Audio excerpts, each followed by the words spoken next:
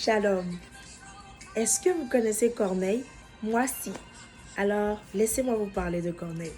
La Bible dit que Corneille est un homme pieux. Il craignait Dieu avec toute sa maison. Il faisait beaucoup d'aumônes au peuple et priait Dieu continuellement. La Bible dit aussi que c'est un homme juste et de qui toute la nation des Juifs rend un bon témoignage. On sait tous que Corneille n'était pas chrétien, c'était juste un centenier. Voilà qui aimait le Seigneur tout simplement, qui craignait Dieu, qui était juste, etc. Et c'était aussi un homme humble. La Bible dit qu'il faisait des aumônes au peuple. Donc, c'était un homme charitable. C'était un homme au grand cœur. C'était un homme humble. C'était un homme de qui toute une nation entière pouvait rendre un bon témoignage. La Bible précise. Lorsque je lisais ce passage, le Saint-Esprit a attiré mon attention.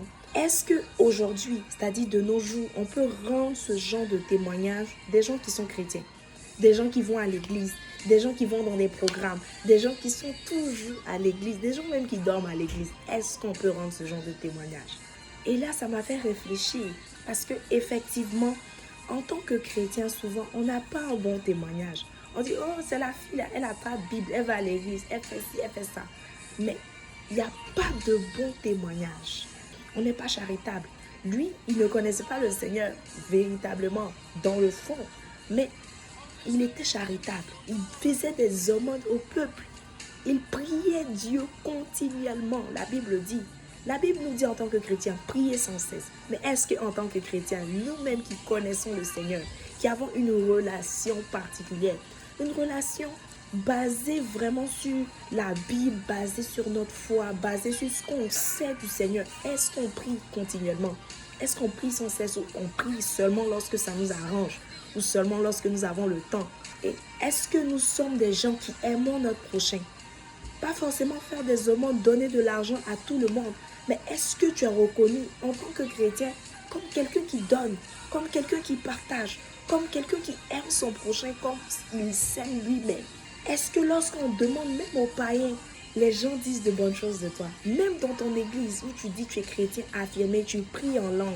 Corneille ne priait pas en langue. Corneille n'avait pas encore reçu la bonne nouvelle, mais il craignait Dieu. C'est lorsqu'il a reçu la visitation de l'ange qu'après 6 mois est venu dans sa maison et il lui a parlé de Dieu et tout ça, et tout est parti de là. Il ne connaissait pas le Seigneur véritablement. Il n'avait pas accepté le Seigneur. Corneille n'était pas un disciple comme nous. Il ne savait pas qu'il devait partager la bonne nouvelle. Il ne savait pas qu'il devait parler en langue. Il aimait juste le Seigneur. Il faisait des aumônes au peuple. Il priait avec toute sa maison. Donc, il conduisait sa maison à aimer Dieu aussi. Est-ce que nous, en tant que chrétiens, notre maison peut affirmer de tel? Est-ce que notre maison, notre famille peut dire que oui, cette personne-là, ce membre de notre famille-là, cette fille, notre soeur-là, c'est quelqu'un qui aime le Seigneur. C'est quelqu'un aussi qui nous pousse à aimer le Seigneur. Ils peuvent affirmer que tu as un bon comportement, une bonne attitude, que tu es une bonne personne, avant même d'affirmer que tu es cette personne-là qui les pousse à aimer Dieu, à connaître le Seigneur comme toi tu connais le Seigneur. En tant que chrétiens, nous devons avoir un bon témoignage. Corneille ne connaissait pas le Seigneur, mais il craignait Dieu. Il manifestait même déjà le fruit de l'esprit. Et c'est pour cette raison, et je pense que c'est l'une des raisons pour lesquelles le Seigneur l'a visité au travers de Simon dans sa maison.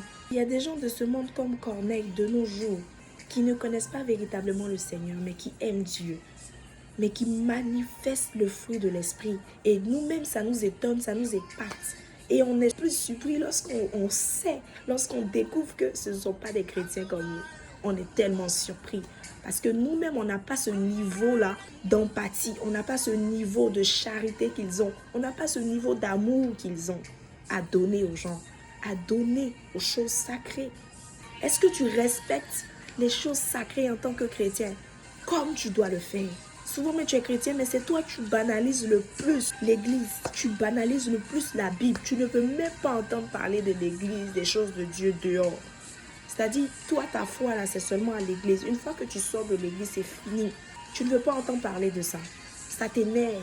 En tant que chrétien, nous devons avoir un bon témoignage autour de nous, même devant ceux qui ne connaissent pas Dieu, dans l'église, avec nos frères chrétiens. Partout, nous devons avoir un bon témoignage. Corneille avait un bon témoignage de toute une nation. Imaginez-vous, je t'exhorte aujourd'hui, je t'invite aujourd'hui en tant que chrétien à revoir ta manière d'aimer le Seigneur, ta manière de manifester le fait que tu es chrétien, de manifester ta foi. Je t'invite aujourd'hui à retravailler sur ta façon dont tu te comportes avec les autres, à travailler sur le fruit de l'esprit en toi, comment tu le manifestes, si tu le manifestes ou pas, à chercher à le manifester. Il faudrait que nous soyons comme Corneille. Et nous avons en plus de Corneille l'Esprit de Dieu. Nous manifestons l'Esprit de Dieu.